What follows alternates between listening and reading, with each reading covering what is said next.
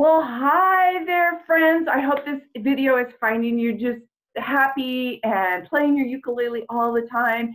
And I'm Lisa, the ukulele fool, and I have another superheroes interview with you.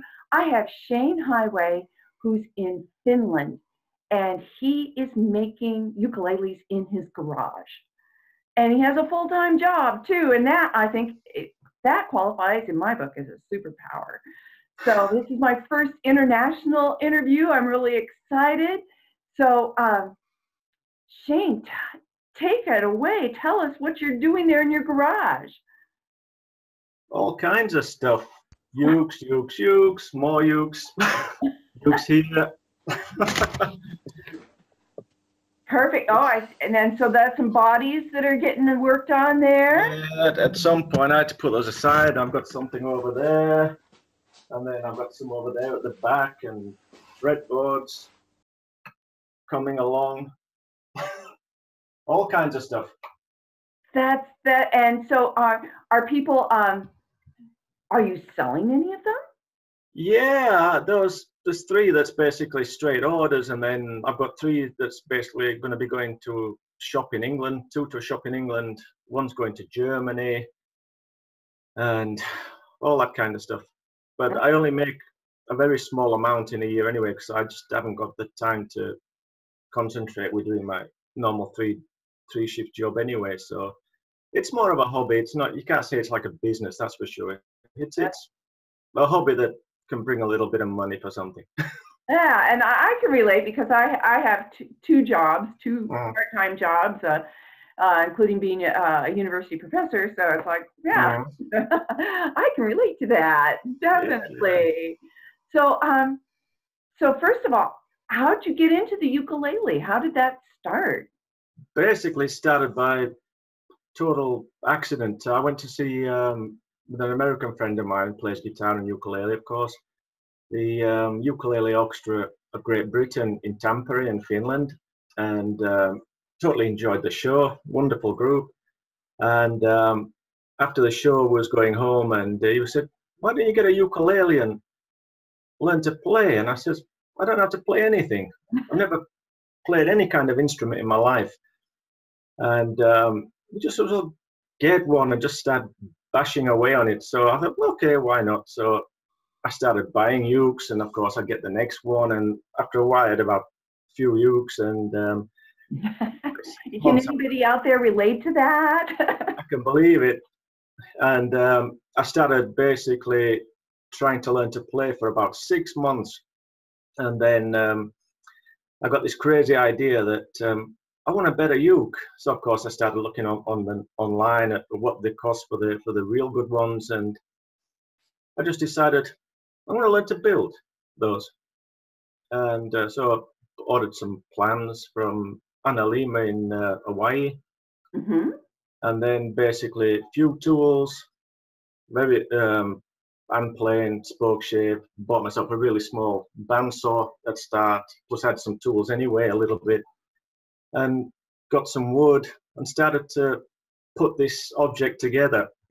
And I must admit, the first one I did, it was really horrible. Probably had more faults than any uke in this world, and it was really heavy, and of course I didn't have all the tools and everything to do everything perfectly anyway. So it's now hung on the wall, and doesn't need humidifying or anything because it's so thick it doesn't even crack. It's like Titanic. It's unbelievable. Oh, and, wow. After that, I just got the urge then that I need to get better at these. And I just kept on building and building and building, and I'd give those away to people and sell those for material costs, basically just to get them out the door so I could start building the next. And it just continued like that for a few years, actually. And then I met this one guy, a guy in Finland who owned a lot of luthier-made ukuleles, and I got to meet him and went to his house, and he'd showed me the instruments, and it basically worked out then that when I was building instruments, I'd take them to him. And he'd basically test those out and say, no, the neck's not good, change something a little bit here. And So through that, I got to learn more about basically playability and all this kind of stuff. Oh, what a wonderful resource to It have was a friend. fantastic. Yeah. It was really fantastic. It helped a lot. And then at the same time I was doing that, I saw online this ukulele builder from the States called Kevin Crozet. It's Capacitor Ukuleles in Vermont. And basically I just sent him a message, just totally out of the blue. And I said, I'm trying to build ukuleles and I'm not really so sure what I'm doing. Could you help? And it took about an hour, and then there came an email with some pictures and everything like that. And we got talking, and then we became Facebook friends. And I'd just throw questions at him and send in recordings of my instruments and pictures and everything. And he'd say, you know, change that. That's not good. And basically, through him and plus the other guy, and plus by building, I learned then to have a more keener eye towards the finer details. And the rest is history. Well, that's a wonderful story getting to it. And you know what I love to hear too, because I connect with so many people on the internet that I've never met. You know, that's that story of how we build bridges and what makes the ukulele world so special. Yeah, it's pretty unbelievable. And basically through the ukulele too, I've met a lot of interesting people. I've found new friends. Right.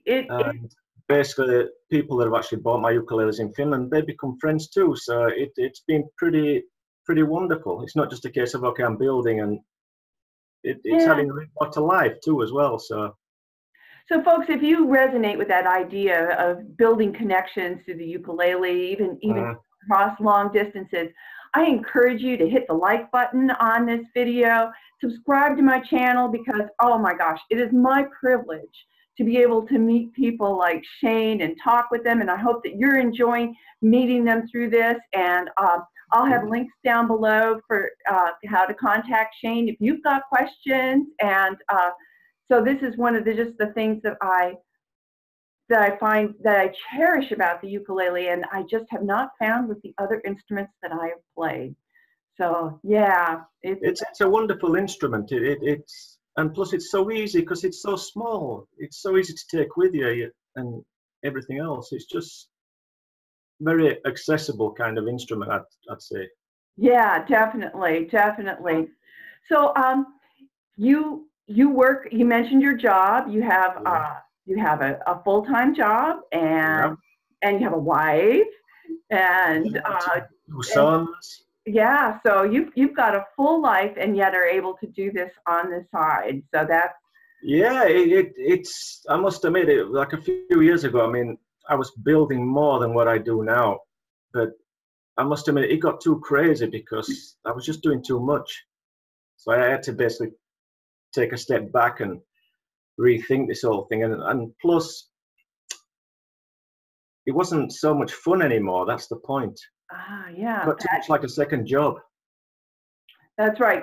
Now I'm doing it a bit more relaxed, and of course now I've got a few to do this year, which is probably more than enough. But I'm not taking any stress. I'm just doing it every time I can, and I'm actually enjoying it now.